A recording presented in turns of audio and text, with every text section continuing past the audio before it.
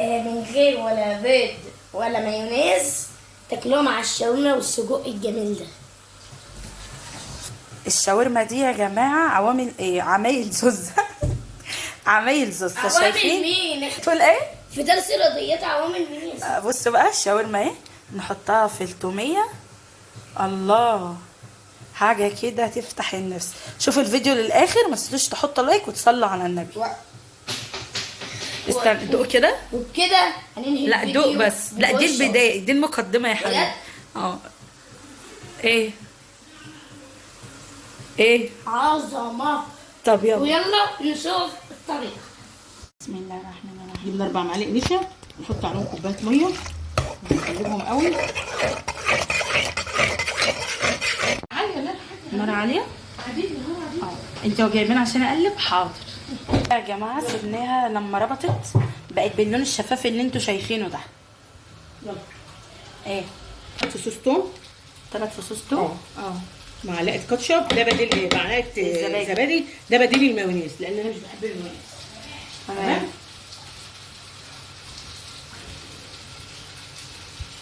ده 1 2 3 4 5 ولبن. لبن اي نوع بقى انت عايزاه.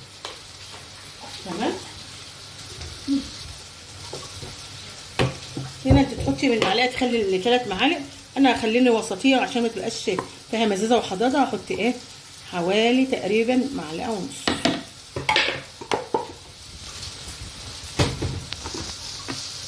هنا هحط حوالي ربع كوبايه زيت. تمام، ربع كوبايه زيت.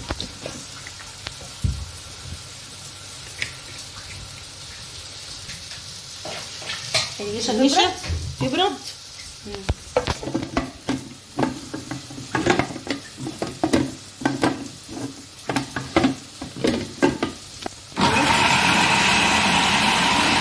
خليط ميه اللي هيتقل الخليط ده ايه؟ النشا.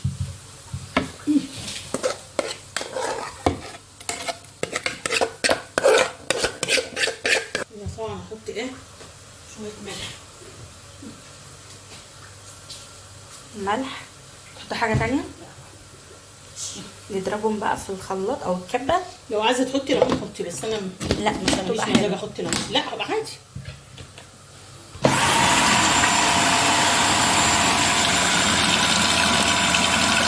خلاص خلصت وبقت جاهزه اهو.